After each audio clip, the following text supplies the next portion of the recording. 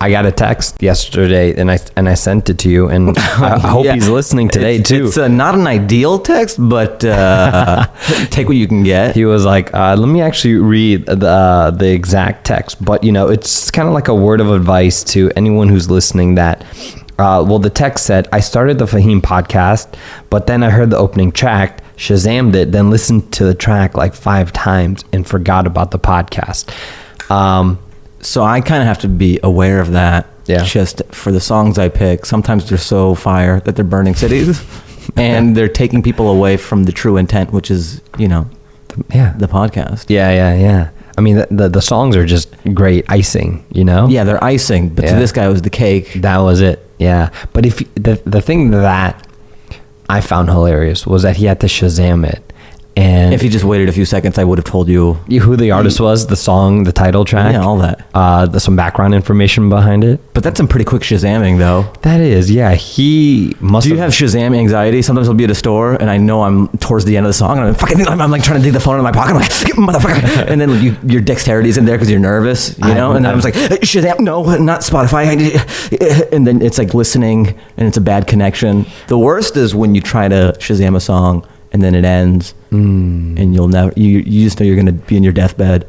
And you'll never hear that song again. I've never Shazammed a song. I don't even have the Shazam app. Jesus, what are you, a robot? I don't know. People say I'm a robot. This guy. Sometimes if there's a few lyrics that stand out, I'll just Google those lyrics and be like, oh, okay.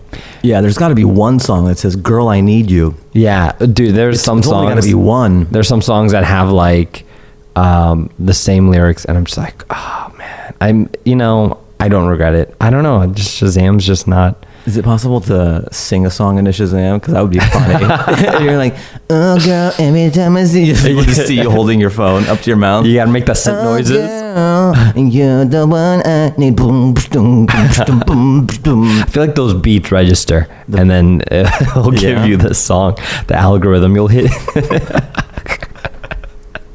What if Shazam says take singing lessons? I was at you, Shazam. I was at this restaurant the other night, and my friend Haroon Shazammed the song. We all have a friend, Haroon. We all have. I think I speak for everybody when I say we all have a Haroon in our life. We all have a Haroon. And if you don't get one, if you're not raising your hand, you are that Haroon. Am I right? It was a loud, noisy restaurant. Everyone's talking. It's late at night, and he was like, "Oh, what's this song?" Shazams it, and it registered, and I was impressed. I was like, "Wow, I didn't think like that." The app would cut through all that. And just pick up the song. But it's pretty impressive. Sometimes it's not picking it up, and I'll be like, "I've got to get to higher ground." Oh yeah, it's like I've got to get on a chair. It's like looking for a signal. You're just holding your phone up in the air. Yeah, because a lot of times I'll go to, like, if you're in a department store, let's see, stores that play good music, I would say it's always like those shishi. Not even shishi, but like H&M, Zara, Top Shop. Yeah. They always have good playlists. And sometimes you have to make a decision. You go, am I going to embarrass myself to get this song? Yeah. Is it good enough? It's like jerking off or something. Like, is it Shazamming in public? I don't want people to know that I like this song so much. It's kind of a private thing. Yeah, so I try to Shazam on the low. You don't want people to be like, oh, dude, this song's like 3 years old. How are you? It's very vulnerable. People are looking at shirts and they're like, oh, I guess this guy really likes this song. If I don't think it's really happened, but if I've ever heard a song, I might have asked like once or twice the employees. I'm like, hey, what's the name of this track?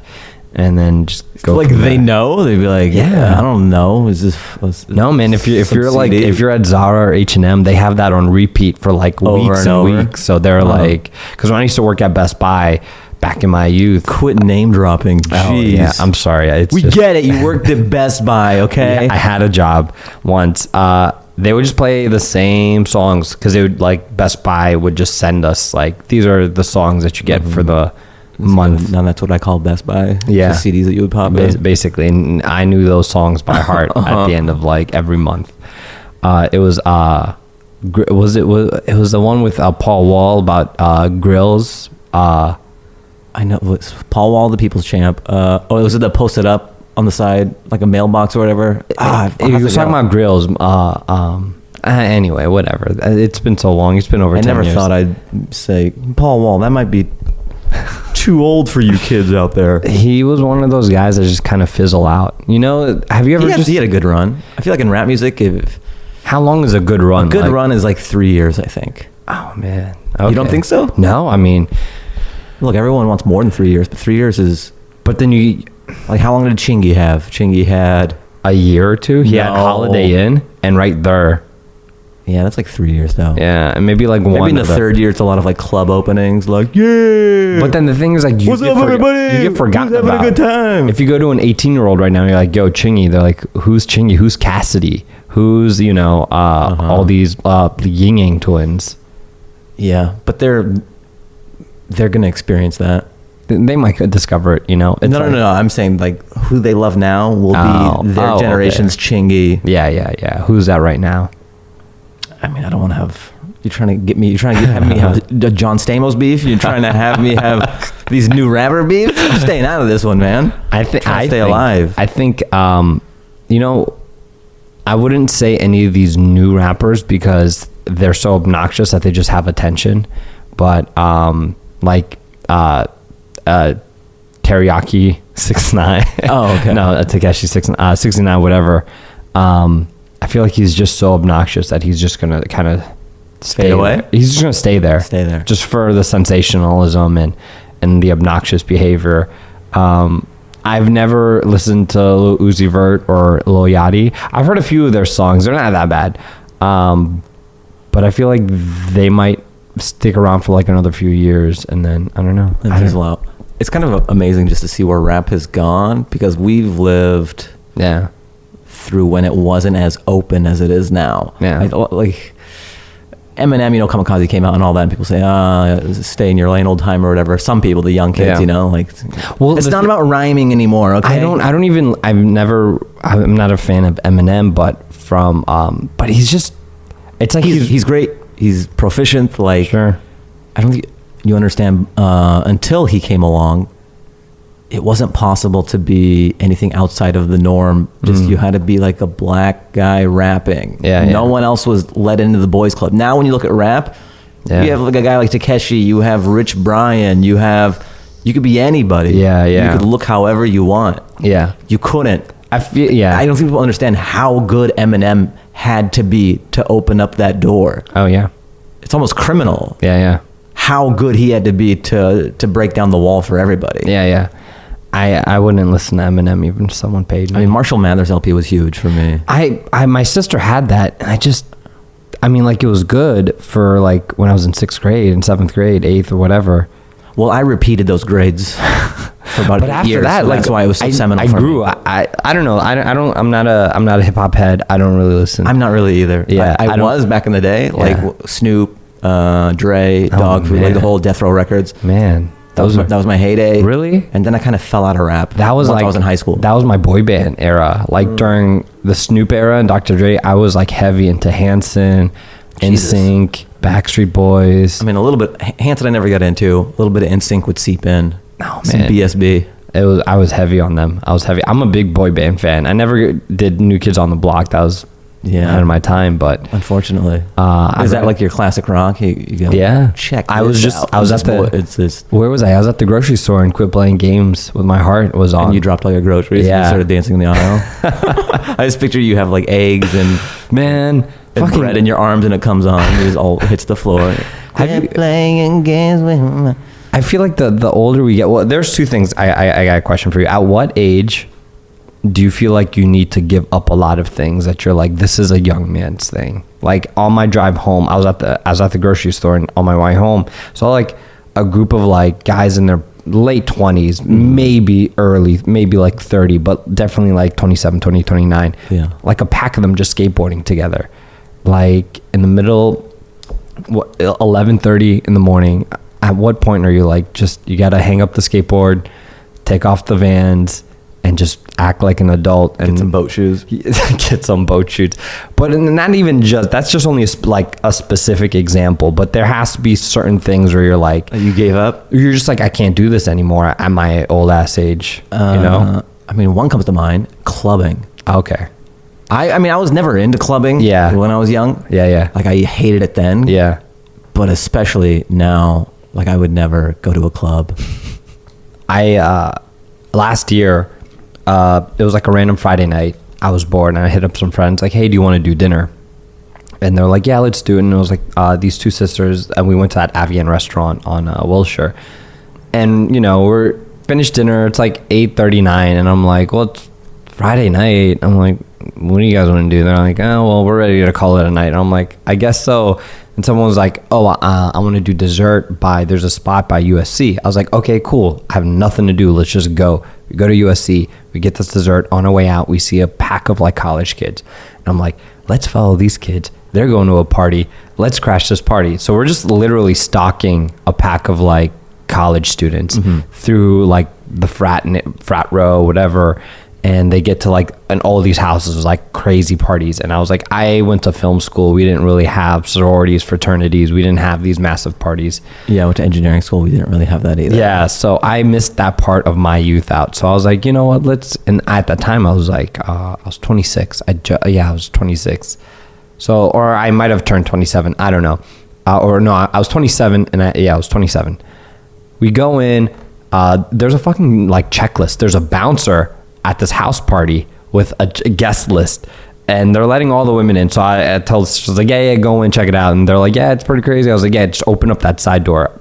Long story short, I get in, and I'm in there. I put a wig on. Yeah. Come back. I go, oh my. I'm in there. I've never been to a porn before. And I'm just looking around, and I'm like, these are all kids. They're all 18, 19. And then you go, yes. And you go, jackpot. What I was looking for. No, and I'm like, I just turned 28, and I'm like, I got to get the fuck out of here. I feel, like physically I look like I'm 21, 22. Isn't that crazy? You get old. Like it just happens to you. Yeah. You get older, and then you'll go to a campus because you haven't been there in a while. Yeah. And you're like, what are you, 12? Yeah. And you go, I lived it. I was an adult. I thought I was and then you go back to like UCLA or something, and you go, is everybody fucking eating giant lollies? I was like, these kids still have braces. I was like, they don't even have facial hair. I was like, I gotta go. I don't belong here. I feel like I'm doing something extremely wrong. But I feel like at a certain age, clubs are definitely one thing. Just what's the appeal? I don't know. To be honest, I've never gone to. You know what I don't understand? People who are in a relationship, like girls who are in a relationship and still, well, I mean, I understand girls who want to do it, but like, if you're in a relationship and you still go clubbing, what is that? I just feel like clubs are just a single meat market. Yeah. You know, you go there. It's sort of like lonely people pretending they're not lonely. It's almost like, let's pretend we don't have this giant hole in our heart. When people dance, are they like, again, I've never been to a club, I can only speculate. Is there actual dancing, or is it just like fist bumping or flailing? Is it like, it's a bit of everything. There's people just like chilling by the bar, trying to hit on chicks at the bar, you know, there's that scene, and then there's the dance floor. Yeah. And then there's like the group corners and stuff. I'm assuming, the tables and shit. Yeah, I just could never understand. Sometimes I would go. I think some people go because the fantasy of, like, I always say the idea of going to the club is much better in your mind than the actual club. Because you've seen movies, you've seen TV shows, where you think you're going to become. You're like, I'm going to be this person I think I can be in my brain. And you never can when push comes to shove. I think all clubs are the beginning of Blade. For sure. The meat factory. Yeah, just somebody eating someone's back. And then the sprinklers go off and it's blood. Oh no, he's here. Yeah, my 8-9-year-old self, that's my image forever. Yeah, that's how you know it's a pretty poppin' club. When blood's shooting out of the sprinklers. Or just when vampires go there. Yeah. So if you have some vampire friends, they're going to try to get you off the trail. Do those clubs exist where you have to go in through I've been to a vampire club. No, I go there all the time. Where it's like you go. Vlad, my buddy, he works the door there. He's like, Blade came by again. He's really fucking up with business. Why can't he just let us dance in peace? True, we don't suck so much blood anymore. We do synthetic, but he's still stabbing my brother. Blade killed my brother. We're trying to open up a new location just further away from Blade, but we might have like a Euro. We have one in Mazatlan. We have, but this Blade problem. We have Blade insurance. A lot of the club promoters, we started getting Blade insurance. Yeah, just to protect our bottom line. Because we got a new lighting system, we got a new dance floor, he killed the DJ. There's no music. We don't have a DJ to spin anymore because, Blade stuck his sword through his heart and he disintegrated into powder. So stop. But what's up with you? How was the family? I'm talking about like those like secret entrances you go in through the front, speakeasy? like a mom and pop shop, and then every club in LA, it's gotta have some shtick. Like you walk through a refrigerator, and then it's a club. Yeah. You take an elevator, and then it goes into the Earth's core, and then there's Morpheus greets you. It's called Club Zion. I've only been to one speakeasy, and that was like our boy Leo's out in Pasadena. Yeah. I had an email. Well, I mean, the worst is when they just don't stop with the game. Like, what's the password? Yeah. Chair? No. Yeah. Not it. The password's on our Facebook page. Yeah. I have to fucking get on my phone and really find out what this. Yeah, just let me in, dude. Yeah. I'm trying to give you money. Yeah. No. And you get in there's two people. You're a stickler for the password and there's nobody here. They take their job a little too serious. I think. Or like, we know it's not a real speakeasy. Yeah, like cops aren't gonna come bust in. Yeah, Blade's not gonna come in. Abolition. Yeah. I don't need a password. Oh no, Blade! Who let them in? Did you say the password? He didn't care about the password. He just busted the door down. Daytime they work TSA, nighttime they're the speakeasy, and they take it just as serious. Yeah. Hey, what's the password? Just let me in, dude, please. Yeah. Okay. Clubbing, skateboarding in a pack of hoodlums. I feel like those are like few things you just got to give up at a certain point in your life. I'm sure there's plenty of other things that there's a whole long list. Going to frat parties, college campuses where you just don't belong after a certain age. But yeah, those are kind of along the same lines. Just as it's a different thought, but I like kind of getting other people's opinion of what they do. I was thinking about life hacks and stuff and what you do to make your life easier. Yeah. Do you have any of those? No, man. I do everything to make my life as complicated and miserable as possible. I have no life hacks at all. I mean, I watch those life hack videos and I'm like, that would be cool, but I'm not gonna go out of my way. I'm not saying like saw a Coke can in half and like cook a hot dog or some shit. DIY life hacks. No, I'm just talking about like things you do in life to make it easier. Okay. I'll give you examples. For sure. These aren't the best life hacks in the world, but all right, so I'll apply sunscreen. Yeah. We're in LA. Yeah. And it was kind of laborious. I would take a thing and just the whole process sucks. Yeah. You take it, open it up. Maybe that's how bougie I am or like how well I'm doing where I'm like, you got to open up a bottle. Yeah, I've got to open up a bottle of sunscreen that'll protect myself from the rays. Who has time for that? But I was like, it would be great if I could skip this step somehow or make this shorter, just putting sunscreen before leaving. Yeah. And I'm like, let me get one with a pump. Changed my life, bro. Now I just have sunscreen with a pump. Gotcha. Just lather it up. There you go. Because the whole, opening the top and all that and squeezing it is just steps I don't need. Yeah. Pump lotion. It's where it's at, guys. Yeah, no, I have literally, I'm sure there are a few things. No, you'll know. Here's another example. All right. I don't know if it's a life hack, but just things that make your life easier. Okay. Having a power case on your phone. Oh. For your iPhone or your Android. Yeah. Having a case that also doubles as like a Mophie or whatever. Yeah. That, and then also having a power brick. When you travel and stuff, people's phones who die, like I have a friend, like Aristotle. Yeah. Almost every time he's like, oh, my phone died. His iPhone. Sure. Yeah. But I have an iPhone too. I feel like people shit on Android for that shit. But aside from that, it should never be happening in 2018. Yeah. Your phone should not be dying. You have a case and you have a power brick. Yeah. Yeah. I don't have any of those. I had a power brick and I gave it away to somebody. But after that, I have chargers everywhere. They're so cheap. I have a charger. I'm telling you, anybody listening, get a power brick. Yeah. And they're like $15. Yeah. Or like some even come are small. When you travel. Yeah, some are small enough to fit on your keychain. Yeah. They're small ones. Get a power brick and get a power case. Yeah. You'll never run out of juice again. Yeah. But yeah, for that, I have chargers literally. There's a charger right there by my TV. There's a charger by my bed. There's a charger in my little workstation. Yeah, I always think charger in my car. Whoever's by the charger at the airport is like Lord of the Flies. Like he holds all the power. Yeah. Just a guy. Yeah. But now like airports are being, I have some life hacks that I'm willing to pay more for. Now, it's not really life hacks, but it's just like to make my life easier. Because this year I've spent a lot of time like just flying. So I was like, okay, my life. I was like, I'm gonna just invest, I guess, pay a little bit more just for like ease, comfort. I signed up for TSA pre-check. Oh, okay, so that's another one. I was gonna mention it on the podcast, but then I'm like, I don't want too many people to know about this because it's gonna fuck up. And yeah, this is the utopia that it is right now. Way to go, bro. Way to have the genie out of the bag. So I do pre-check, and to one up it, I do clear. Is that for international or what? No, that's why clear. So clear is like this. Oh, man, you know, How is clear different than TSA pre? You skip the line and you go right at the. You still do. There's like still hardly any line at TSA pre.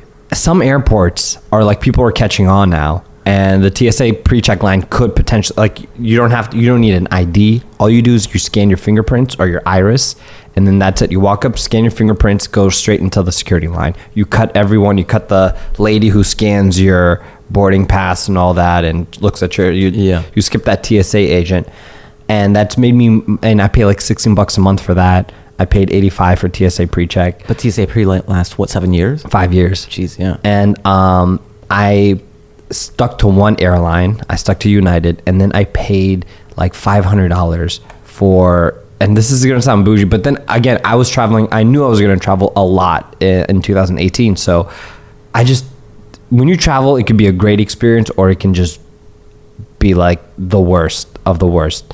So I paid $500 for the subscription where you have premium economy seats. Because I was like, if they're always like, oh, your seat's in the back of the plane, but if you want to upgrade to like 6 more inches, you pay like $30, $50. I was like, how much is the premium? So it's $500 for the year. So you always get that. And then just if it's available? No. You always get it. Yeah. You'll always get it.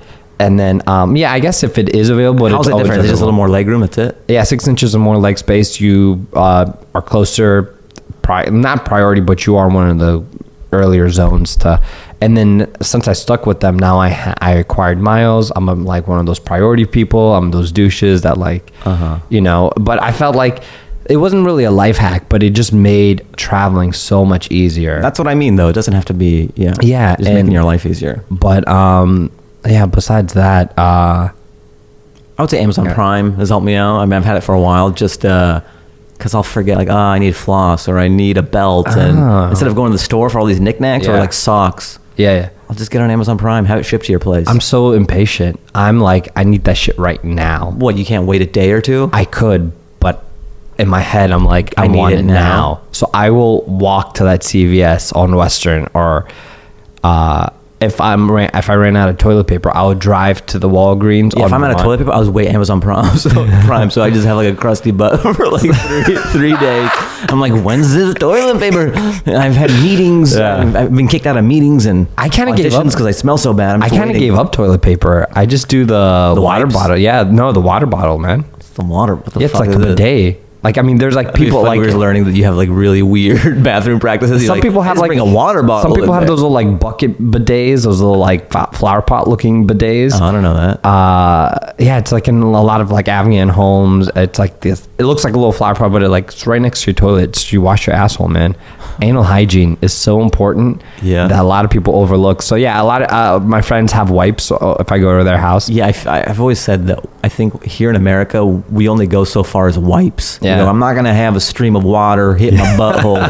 All right, that's too gay. I'm not gonna have a stream like some frou-frou French or Japanese guy. Yeah. Like they do over there. Now I'll get like a wet wipe. Yeah, I'll wipe my butthole, but that's as far as I'm gonna go. If I stay at this apartment for another year when my lease comes up, I'm gonna get those little like bidet hoses like attached. So, yeah, you can buy those like seats that have a bidet built into it or whatever. It's just, I just think America has an aversion to bidets. Just we're a Puritan society. We don't want streams of water hitting our butthole. I want to blame, just get the water away from me. Yeah. I'll wet down a piece of paper. Europeans and Americans are so far behind on anything hygiene. Yeah. Like when you look at other countries, picture like a European man smoking. Like, this is no big deal. Yeah. I like the British.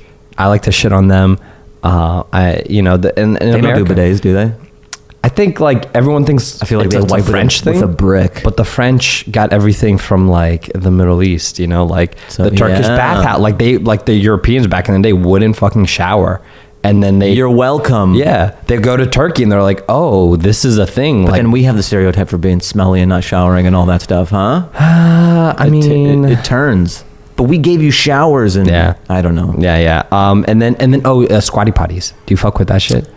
I have a squatty potty, and I was Change your life? Oh my god, the way I shit, Really? completely different. Yeah. Whoa. I was at my friend's house in Chicago this past weekend, and he just moved into his place, and I was like, oh, I'm gonna housewarming gift. I'm gonna buy you a squatty potty. But he was like, oh no, I already got one. He was already ahead of me. Whoa. That'd be funny if it was like a power move, like in 300, you have a human squatty potty. You just snap. I have to relieve myself to the bathroom. Goals. And they just crouch. Yeah, that's my 2025 How goals. is your shit, Xerxes? Wonderful. Don't go anywhere. I may need to do it again. Yeah, and the squatty potty was basically the hole in the ground poop.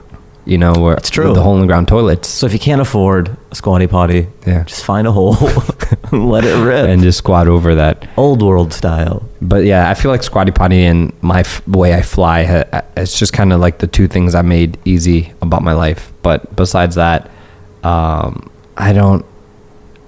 just like to, I don't know. I mean, it might be adulting. There's a certain point in life where you're like, I put a key holder up. Like when I first moved, I like went and bought a little key holder, and today I didn't put it, but like usually like every time I come in, I'm like, I always lose my key. I never know if it's in my couch, on the TV stand, on a desk, in my bedroom. So it's like keys always go there, and then my wallet goes there too. Because when I leave, I do the 3 checks: the phone, key, wallet check. Right. You know, and then and it's always right there by the door. Because I remember seeing like those like life hacks where it's like get a little like door socket or a door sock thing where you put all the things that you need. Yeah, I'm not going to saw anything. I'm not going to drill anything for a life hack. Just tell me what to buy or tell me what to do. Buying a pump lotion, you can do. It's very doable. Yeah.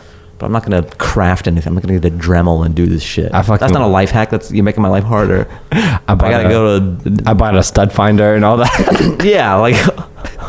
Now I gotta make a trip to Home Depot to make my life easier. You're making it harder. Yeah. It's just like a few hours of hardship and then a year of just ease, you know? Yeah, I guess so. Yeah. I want to know from other people, though, if you have any life hacks. Yeah. I just want to know. And maybe if they're good enough, I'll share it with people on the next episode. So, yeah, just email what makes your life easier, what people don't know about. Yeah. Even if it's a small purchase, like it doesn't cost that much money, but makes your life way easier. Just email us at Fahim Anwar Dance Hour. There you go. At gmail.com. At gmail.com. I don't have an air conditioner. Do you have one in your spot? Yeah. Yeah. Okay. Never mind. You don't have one? No, man. Well, I'm like sweating like shit, and I'm like, oh, you don't have one? 3.5, almost 4 years, and I haven't had. But mine came with it. Your place didn't come with one? Oh no. They you were here though, right? When those notes were on the door where they're like, I don't know if maybe it was another guest where it was like, if you want an air conditioner, it's like an additional $300 a month. Jeez, oh no, that's not worth it. If they catch you with an air conditioner in the building, why? I don't know, man. It's ridiculous. They saw your landlord. You're not allowed to be cool.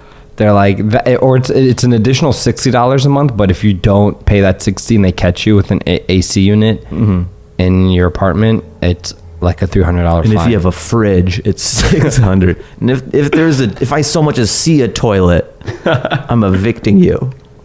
Yeah. Keep it in your bowels. Anyway, man, would you do anything interesting for this weekend?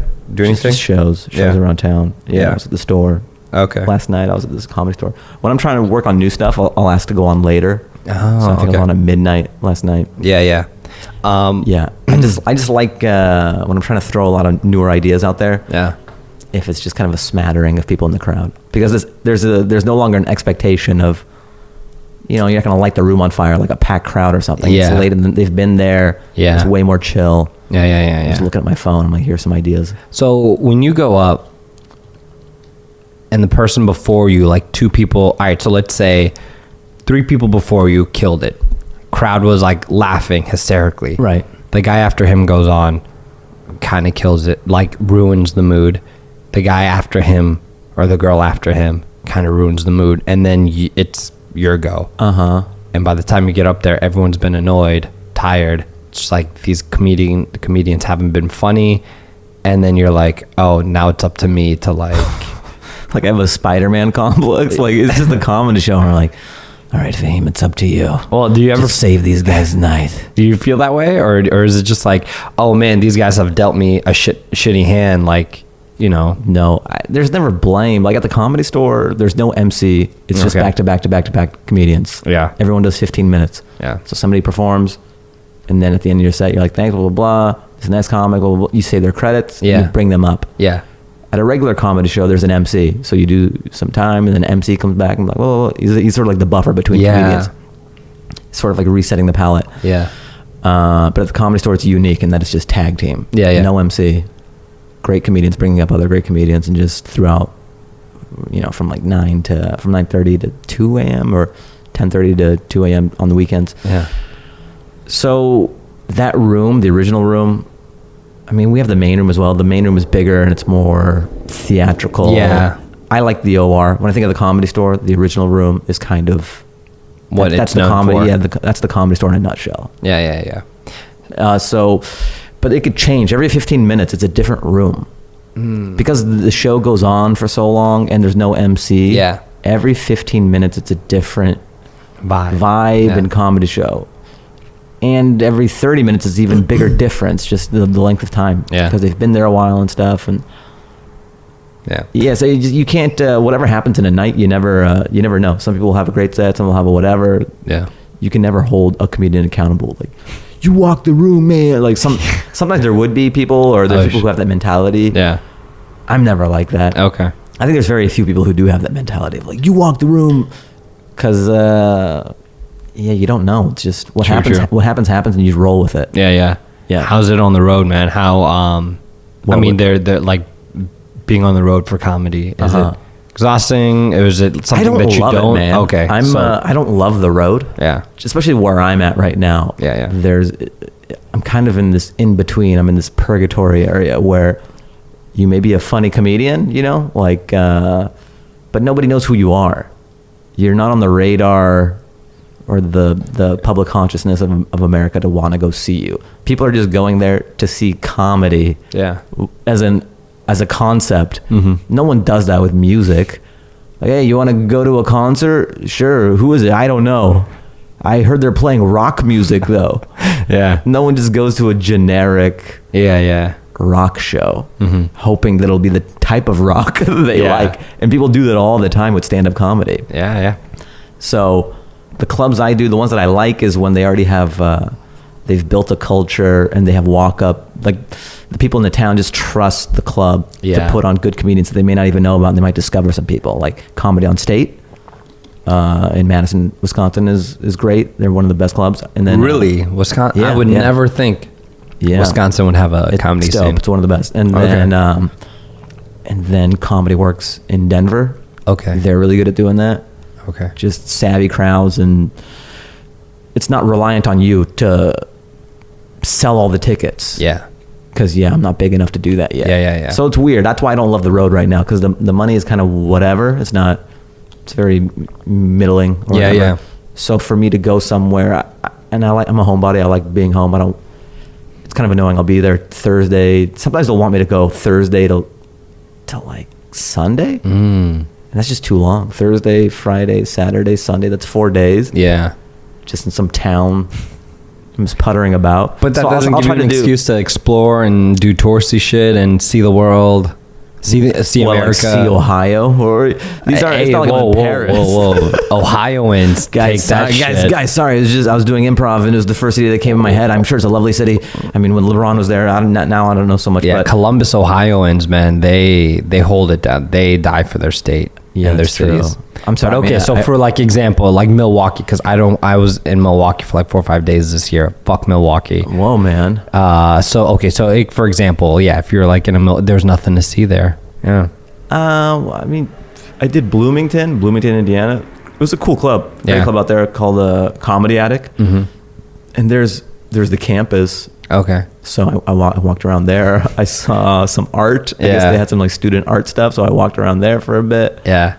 I walked in and You'll kind of make a lot out of your meals. Like, oh, let me try a restaurant. You'll walk really far. You'll try to like kill a lot of time by eating. Yeah, at a place on Yelp or something. Man, you're just making this sound miserable when like... Yeah, the road sucks when you're by yourself. Okay. And you're a headliner. Yeah. The road's great when you could bring someone. Yeah, That's why it's kind of cool.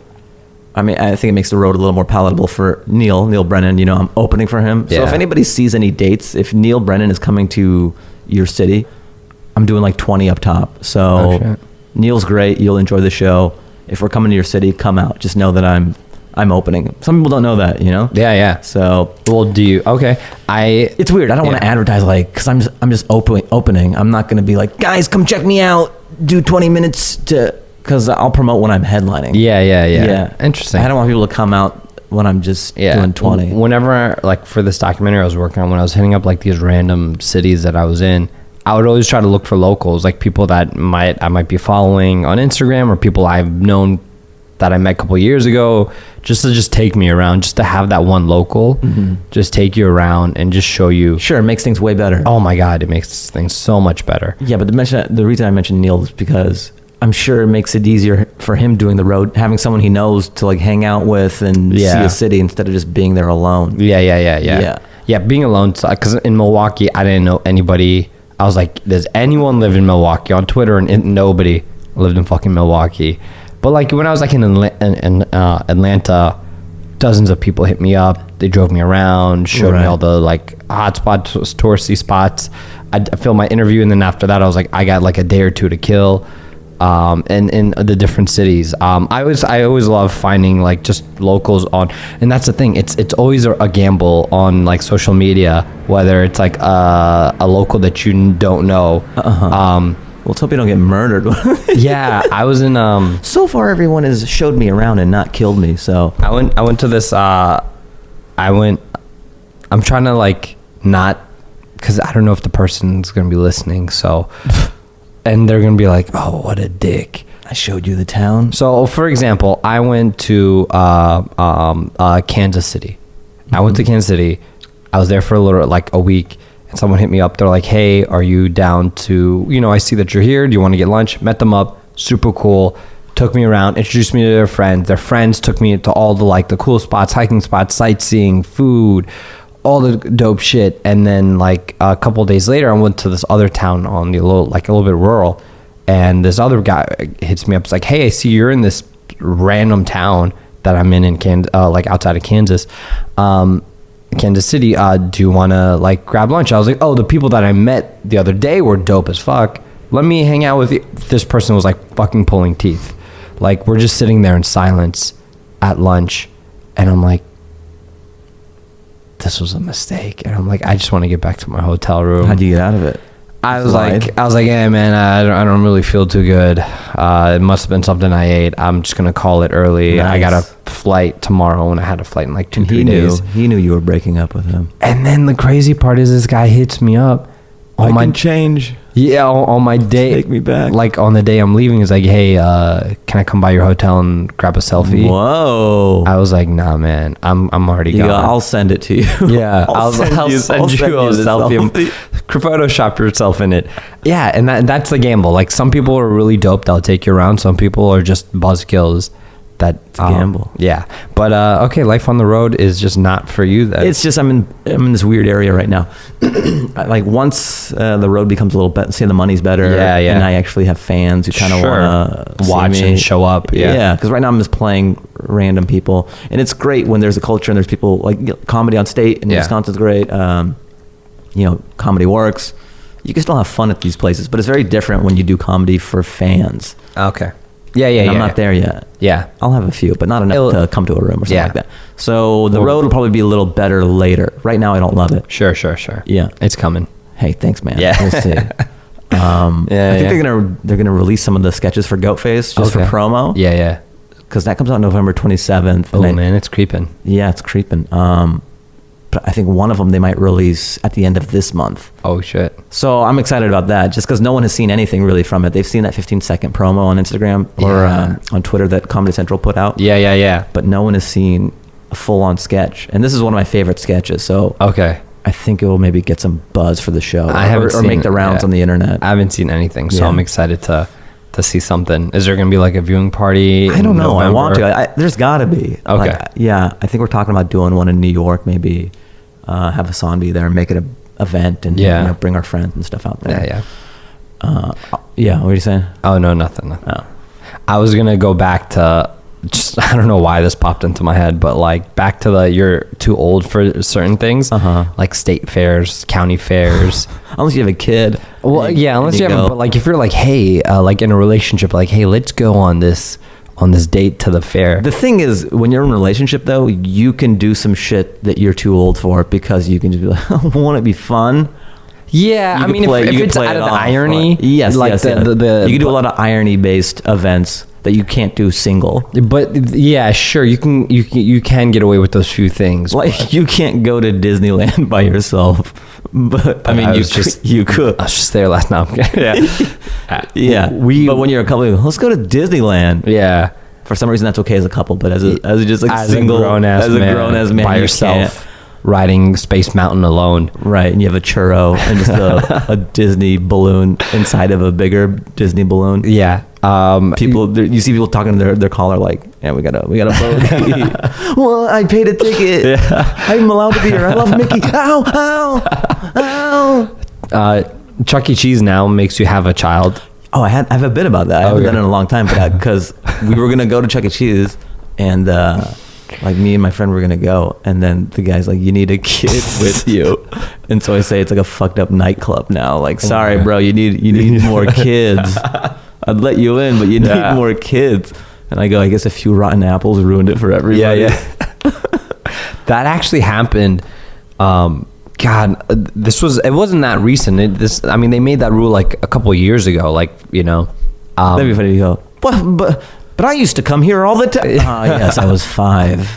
I forgot. I went with like 2-3 friends again. Like, oh, let's go play like one of those racing arcade. It was the middle of the day. We knew Chuck E. Cheese was gonna be empty. We go, and then they're like, you need a kid with you. We're like, fuck.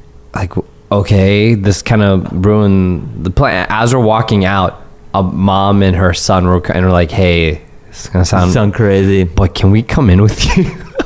Can I just pretend that I'm your husband? Like, yeah, this is like the reverse of kids trying to be like, buy alcohol. They're like, hey, can you buy us a beer? They're like, can you get us into Chuck E. Cheese? Yeah, can you get us into Chuck E. Cheese? I don't know. Like, I'm taking a lot of risk bringing you in. Come on, man, Tyler, just please. We just want to hang out in the ball pit. I mean, it's gonna be. I want 4 Snickers. You're killing me. You're putting me over a barrel, Tyler. And a lot of people advertise Dave and Buster's as that, like the adult Chuck E. Cheese, where it's like, you can go have fun, as in the same arcade games, whatever. And then you're like, oh, you think it's like, oh, I'm gonna go with like a group of friends on a birthday, and you show up and there's fucking kids there. Wait, there is? Yeah, man. Wait, I thought that don't they serve alcohol so the kids can't be there? There's a certain section. Certain Dave and Buster's on some, like the one on Hollywood, which no one should ever go to. The one on Hollywood Boulevard.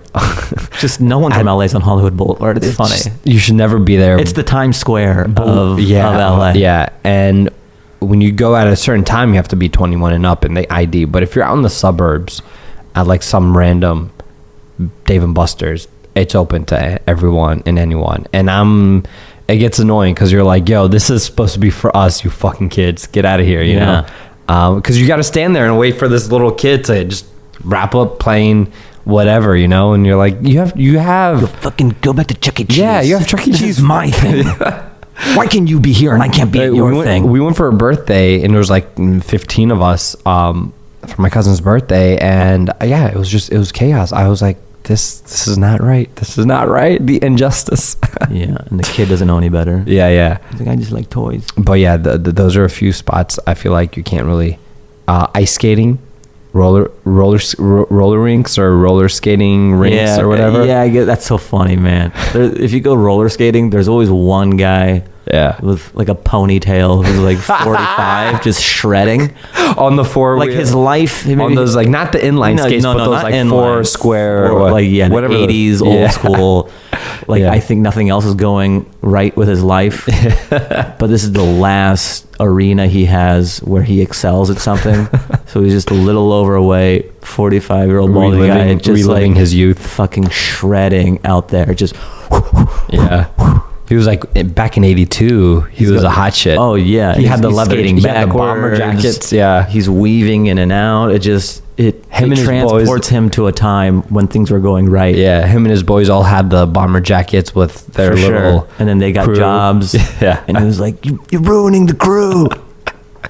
Yeah. Well, I'm not a sellout like you guys. And they go, we had to grow up. You didn't have to. You chose to.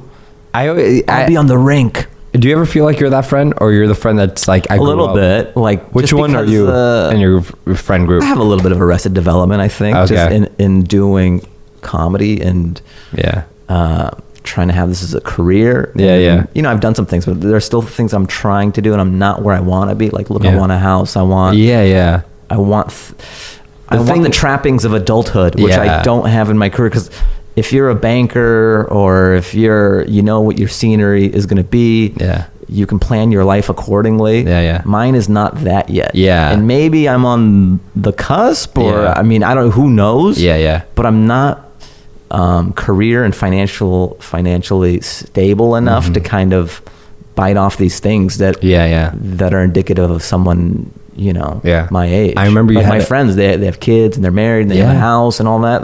They got the that's what you're sports car, supposed to do. yeah. That's the American dream and all that. But if I were to try to do that with what I'm doing right now, Yeah. I would just be evaporating everything that all the years I've sunk into trying to put myself in a position to succeed in this line of work. Oh yeah. So that's why I feel like I'm not, I'm a little late to the party, because I've put that on hold Yeah.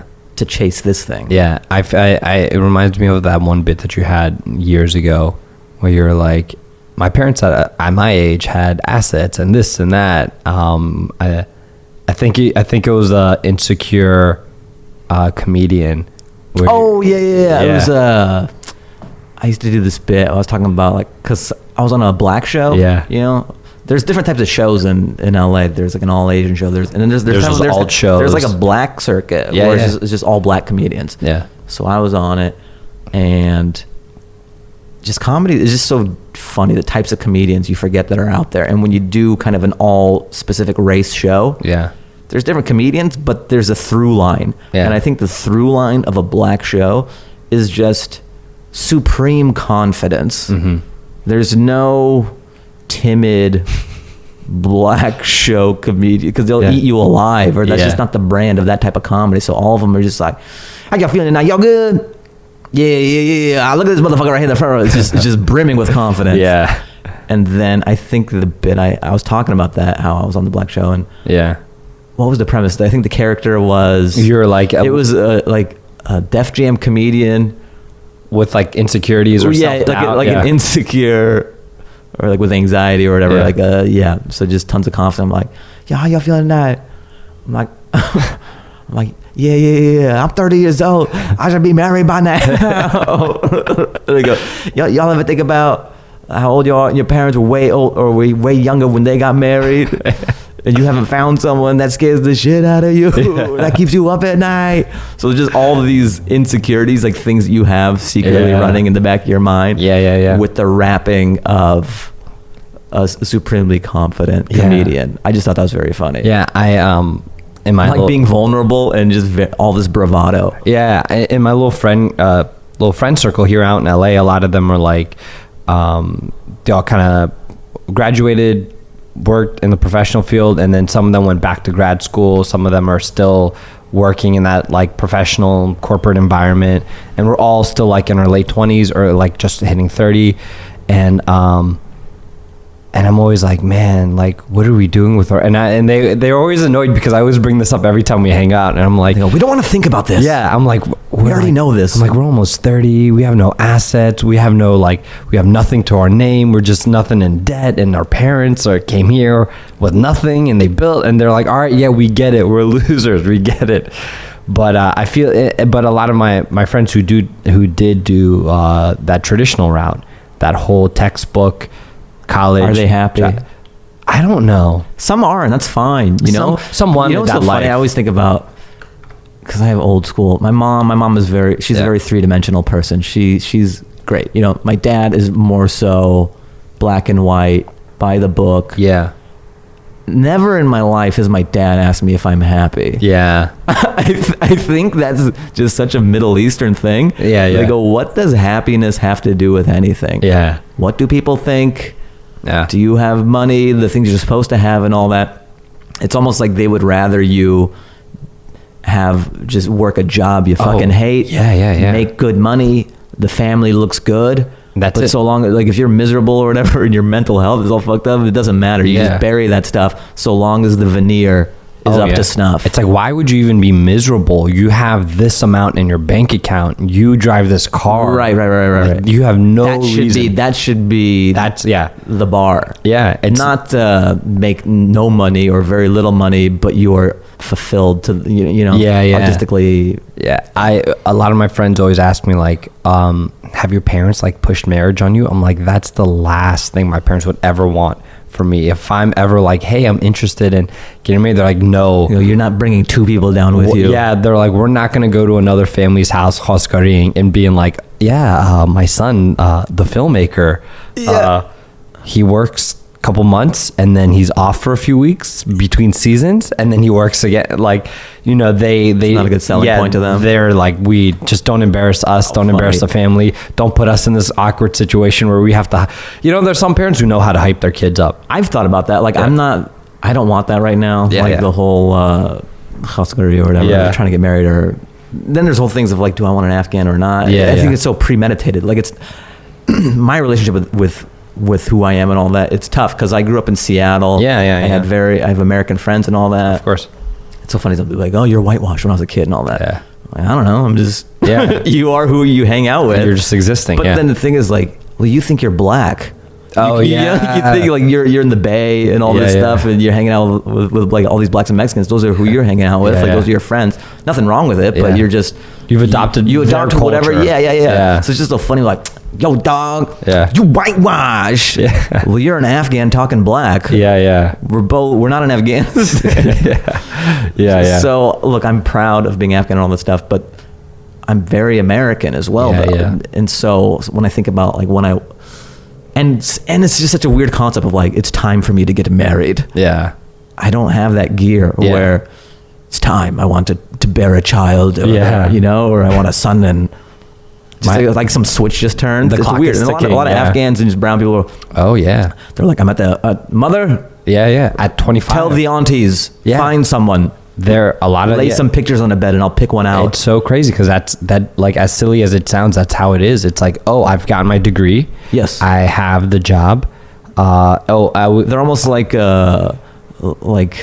achievements you get in a video game. You've unlocked marriage. So for like in the suburban Afghan culture, and I speak for like all across, whether it's the suburbs of Virginia or SoCal or NorCal, this is the textbook way to live your life. You do your college. In college and undergrad, you meet your significant other. You graduate. That same week, you graduate, you get that job offer, you go to the girl's house, and it's the trifecta. Boom, you graduate, you get the degree, you get the job, you get the girl, and then... It's like a KFC big box of just life stuff. You're just paying it all out of the way. 12 months later, on that day, you do the wedding, the house, and the car. So... And the car is always like a BMW or a Mercedes.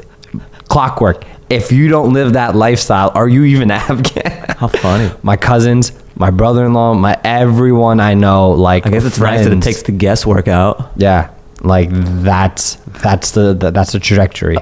If you're 25 and you don't have a house and you don't have a car and you don't have a wife, what the fuck are you doing? Yeah. But but my parents are like, they want the house and the car, but they're like, just don't. Like, if you want to do film, do that.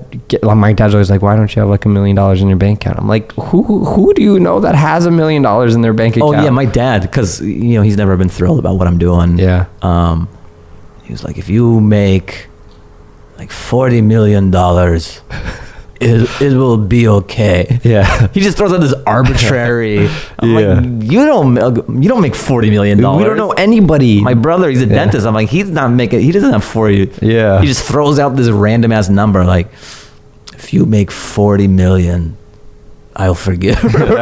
I will accept you. Yeah, you will be my son after that. So Hollywood, you hear that? Help me get the approval of my dad. Just get me in some high paying movie jobs. But it's just one of those things where it's like you kind of get caught up in that world of like, I gotta work and hustle. I don't have time to even think about that part of life. But yeah, sometimes I do see some of my friends who are in that lifestyle of 9 to 5, come home, that's it. Yes, there's nothing wrong with it, but if that's what you want, but doing it because you think it's what you're supposed to do and what's expected of you, and then you're trapped in this thing. Yeah.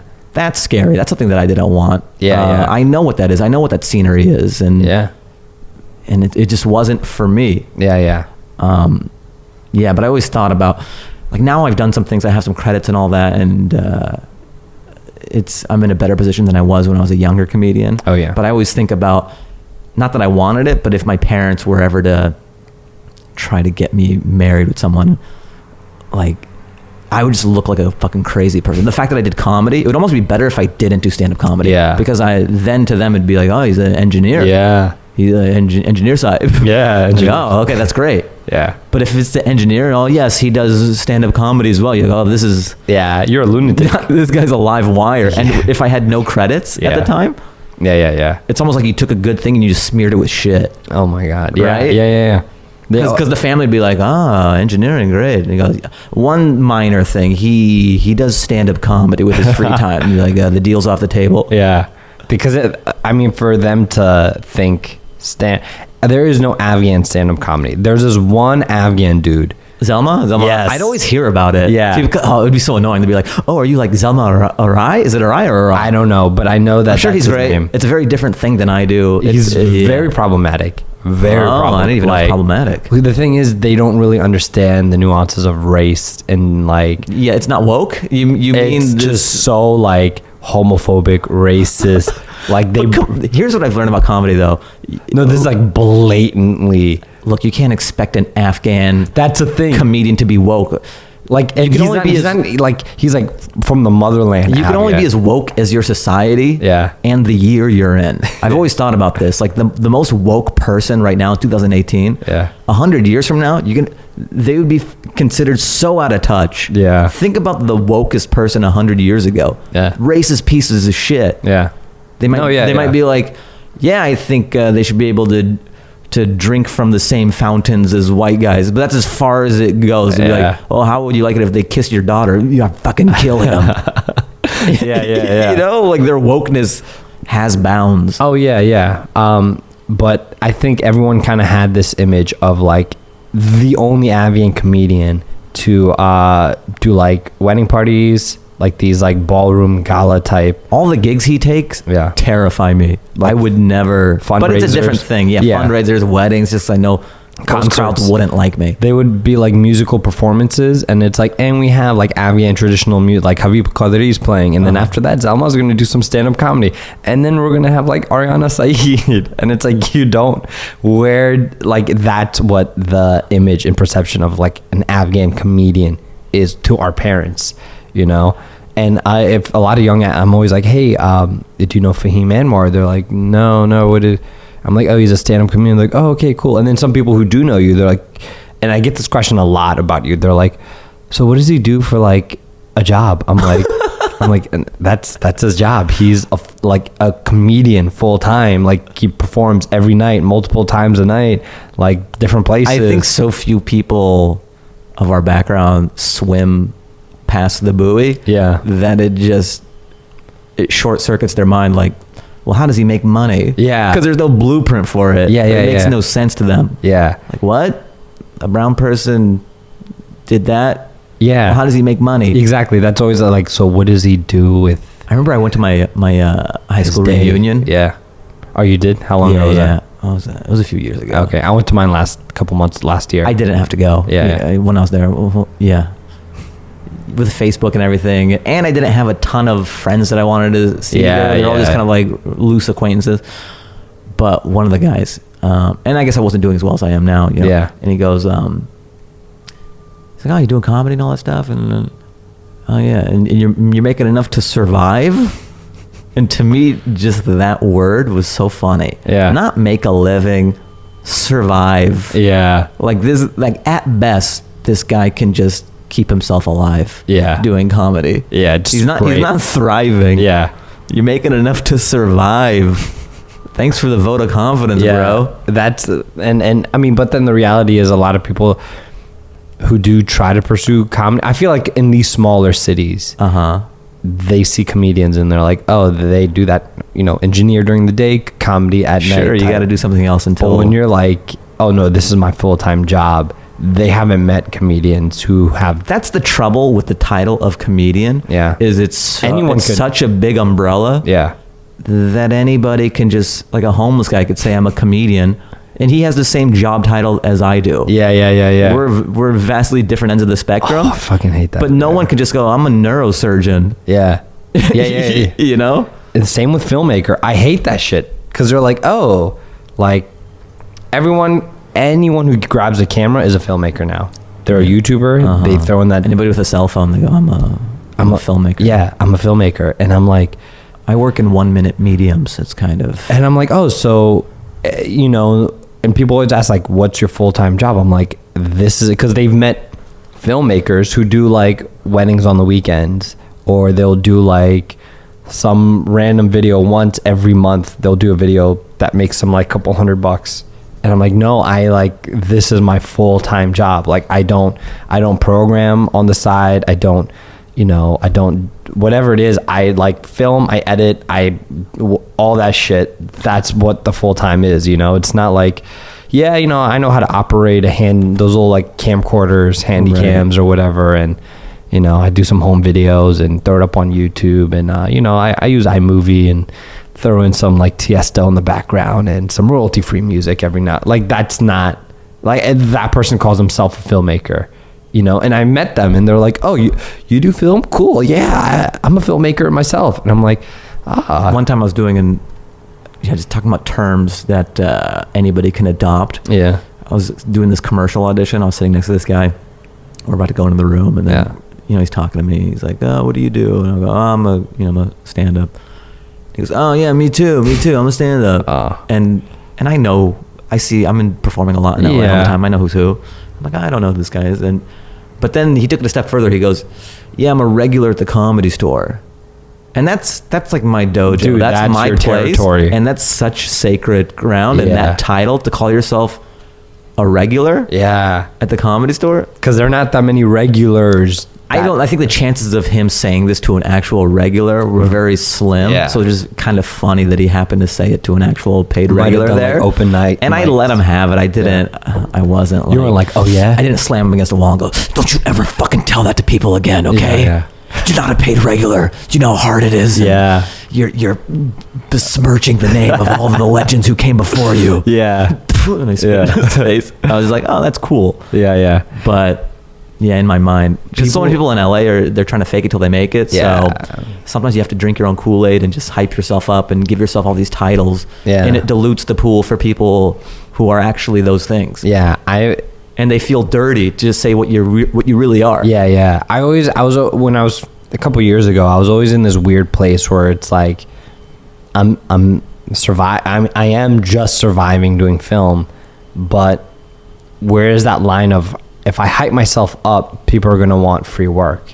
But if I don't hype myself up, people are going to be like, here's free work. Like, you need this for experience. So I was always like, how should I sell what's that line of selling yourself? Because if you're like, yeah, I'm just like hotshot filmmaker, I'm doing this and this and this, they're like, well, you know, we could use your help, you know, if you want to donate your time. And it's like, I don't want to do that. But if it's like, yeah, I'm an aspiring film, like, you know, I'm doing it and this is the goal. And they're like, well, our company needs film, you can do it for free for experience. And I'm always trying to find this balance. But it's funny have you ever heard of stolen valor? Do you know what that is? Oh yeah, those. And when people wear military outfits and who've never been in the military. There is like like Don Draper.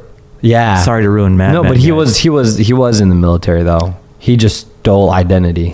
Still, yeah. Still though, right? Didn't he like the rank and all that? I don't know. He be could wrong. still Or rock the- Skinner from The Simpsons. Oh yeah, so I went through this, like, there's a black hole of stolen valor videos where people get run up on, and they're like, oh yeah, so what infantry, what unit were you, what, and I just love watching those videos. get busted. Yeah, because they're just wearing, they're That's such like, a weird specific thing. it really is, and there's a culture for that on YouTube. There's like YouTube channels that are like stolen valor channels.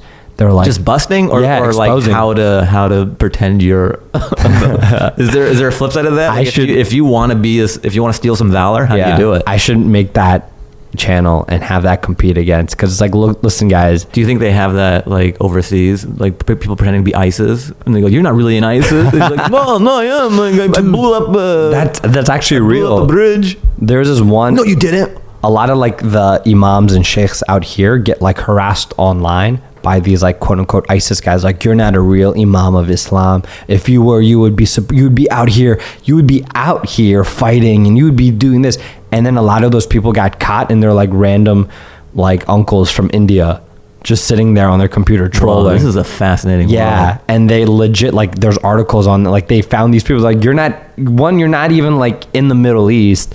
2, you're just at a fucking office somewhere in India, hundreds and thousands of miles away, millions of miles away. I don't know how the fucking distance is.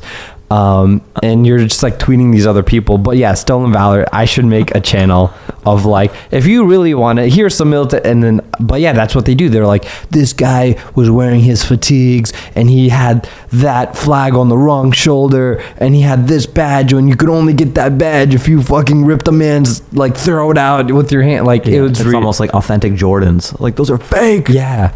I think So is wearing fake Jordans like stolen valor? ooh, How dare you? no man, I'd fucking rock. The 12s don't have that. I would rock fake Jordans in a heartbeat. I'd rock any knockoff shit, you know, like, I'm not gonna, Yeah, no one's gonna know. if they're like some shoes, if they're Jordans for $250 and I can get them for $60 and they're close enough that they look dope, I'm not getting it for like the fucking comfort of it. I'm getting it for the aesthetic reasons. Yeah. They look cool on my feet with my outfit. That's all that matters to me. and as long as you keep it moving, just always keep your feet Yeah. moving. No one's gonna know. I like this one guy. That'd be funny if, like, however bad the fakes are means how quickly you have to move your feet all the time. Yeah. Like, if they're really, really good fakes, You just stand still. You can have a conversation. But if they're kind of bad, you just got to be just gotta shuffling hopping around. yeah. If they're really, really bad, you're just always running. A couple of years ago, why is man. Ali running all the time? I just got to keep my heart rate up. Yeah. Just got this Fitbit. When I first moved to LA, I bought these red Jordans, these Toro 3s from this dude for $60. And this guy swore that they were real. I didn't give a shit. I was like, I don't care if they're real or fake. Yeah. Everyone kind of believed it's real, so I think that they were always real. Like, Ari would always look at them and be like, hey man, those are nice, and I would like just beat the shit out of them, because I was like, I didn't pay a lot for it, you know. Yeah. Like, so no one ever doubted the authenticity of it. Dude, that would be really funny if there was a show just called like Jordan Busters. Dude, right And it's just the guy, it chronicles him. It's sort of like Dog the Bounty Hunter. And it's like, this is Alejandro. He's been claiming that he has the Jordan 3s. We got a patent. I made him take copyright. his shoes off to say this is a no shoes household. While he was in the bathroom, I took it to the lab, found out they're fakes. We're gonna buzz them. Have people come out. How's that cheesecake? It's really good. Yeah. Oh yeah. So, Doug, you want to come out? Who's Doug? I work at the forensic lab. He opens up, these Nike. are authentic Nikes. As you can see, and The stitching. Yeah, and he tries to leave, but they have a SWAT team. Yeah. Like it's Chris Hansen. Get on the ground. I thought they're real. In the past 2 weeks, we've come up with 2 great TV concepts: the Afghans living in K-Town sitcom, All right. and now we have Jordan Busters. Jordan Busters. It's gonna be on Discovery. There's gonna be all these like sneakerheads at home. It's like, yes, Yeah, fuck yeah, like justice. yeah, I'm and paying they're gonna top dollar, so all these guys can be brought down, and he gets fired from his job for having fake Jordans. We got to make sure we copyright these ideas. Yeah, so people totally. Don't That'd be so funny. Like they're on the same plane as child molesters. Yeah, You sick fuck. that's so funny. How could you? Yeah. So it looks like we hit our hour, man. Oh, did we? Yeah. I got to talk about this though. Oh, I got one more hit it. thing. All right, so I've been seeing all these ads for Mayans. Did you ever watch Sons of Anarchy? Yeah. I watched like 4 or 5. I went kind of deep and I gave up because I got so tired of that show. I think I gave it 3 seasons. And Yeah. it's the same. It was so, dude. I just couldn't believe how many scenes took place in a hospital. Yeah. And in a church. Oh my God. Like everyone, because that one of the love interests or whatever works. She's a doctor. Yeah.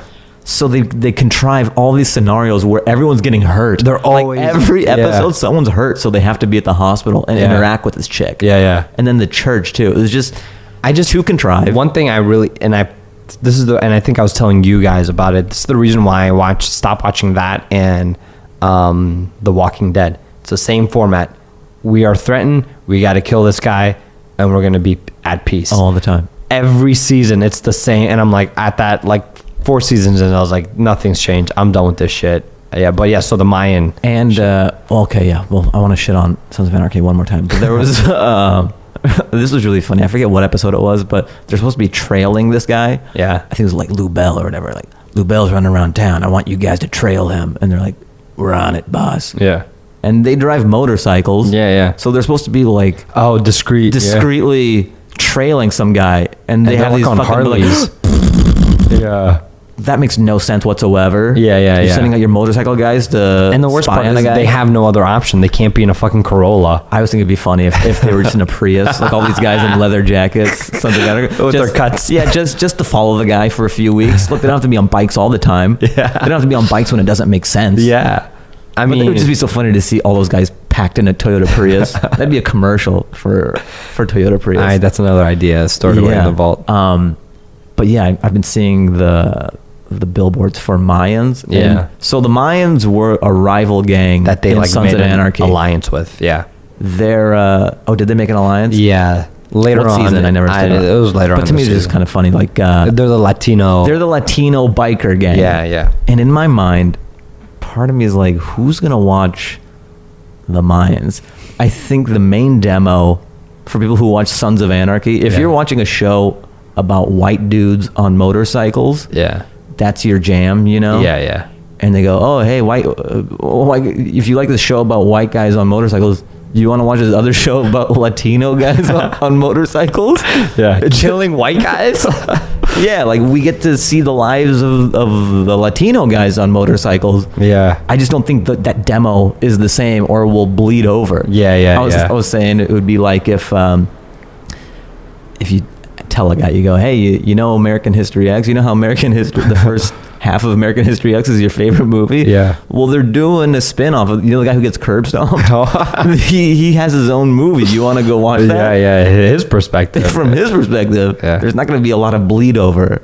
I mean, I would watch that. You would watch that, but you're not the main demo. Yeah. American History Just X to me, when I see the billboard from Mayans, I go, it just seems like a counterintuitive such a niche demo. Yeah, because they're polar opposite vantage points. Yeah.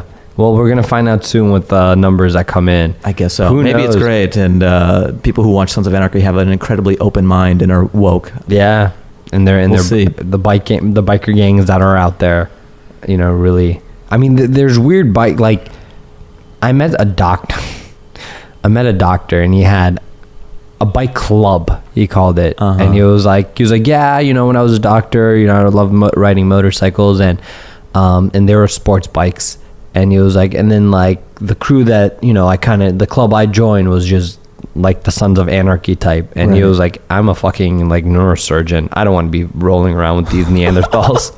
So he was like, I started my own club, and it was like the bougiest shit where he was like, it was just doctors. It's custom leather right here. Yeah. I have a Stitch guy. He put my like membership fees are like, you know, through the roof. A month salary. It's like a country club. Yeah. And of like bikers. And I was like, he was telling me this. I was like, this is the funniest thing. I wanted to do a sketch where, you know how they have the bird scooters and the lime scooters around here? Yeah. So it's like rival gangs, like Sons of Anarchy. Hey, man. Oh, no, it's the bird boys. And it's a bunch of guys on, you know, and birds with the leather jacket. The guys coming in riding the lime scooters. Yeah, what's up, limeys? And like a fist fight breaks out at a bistro.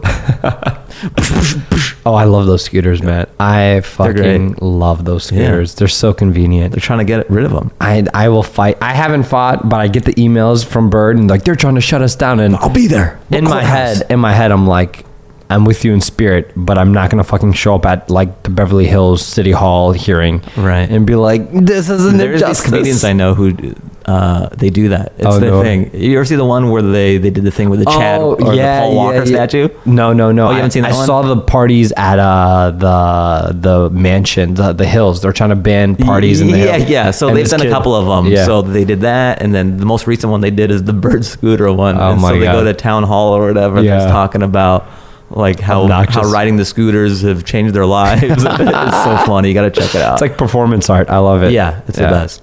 All right, that has been the podcast. I set up an email for the show, guys. It's fahimanwardancehour@gmail.com. Yes. Email us with any questions. If you need advice on anything, it'd be Oh. cool to just read through, Yeah. see what the streets are talking about, Yeah. and help people out maybe. And then, We're gonna need that iTunes review. oh yeah. We got to get those 10, 5, 4, however many stars they offer. Get it up there. And leave a comment. Just be like, hey, this was the best podcast I've ever listened to. Unless it's not, then keep that shit to yourself because the iTunes doesn't need to know about that. Yeah. Anything else that they got to do? And what days do you release this episode? Tuesdays. Every Tuesday? I'll drop this, yeah. Every Tuesday morning, you guys. Stay in tune. And then check out neilbrennan.com to see if I'm coming to your city. Just doing 20 minutes up top, and then Go Face November 27th. Ooh. And then I'm performing all the time around LA. So if you live in LA, watch out for that. Yeah, if you're going to visit LA, shoot Fahim a tweet. Check the Comedy Store website to see if Fahim is performing. And you never know. I might be there just watching him because I'm always randomly. Just look at the shadowy corners of the room. And look for like a group of brown people. Yeah. Because it's just me and like the Afghans that I'm bringing into your show. Thank you. It's most of my audience. What are we going to end on? Oh, yeah. Track. I got to send you out to something dope, guys. This one. All right. I got to be more professional. All right. This one. No. We don't. Professionalism is That's overrated. Right. Yeah. It's overrated. I have no boss. I'm my own boss. Professionalism is white supremacy. I don't know about It's that. a white supremacy concept.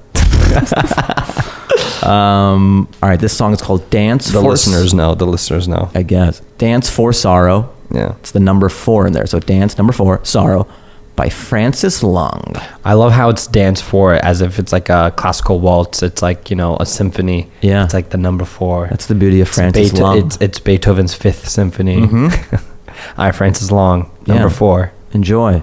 I'll see you guys next week. Peace.